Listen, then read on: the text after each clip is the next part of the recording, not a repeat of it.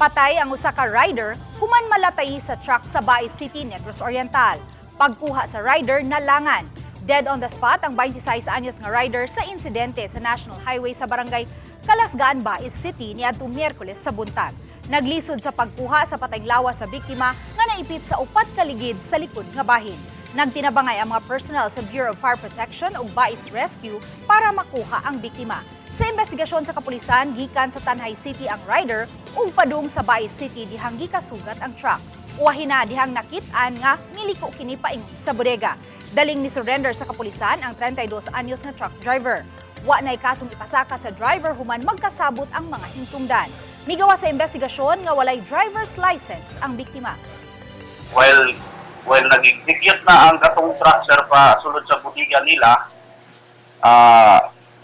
Ang motor, murag na-surprise po siya, sir.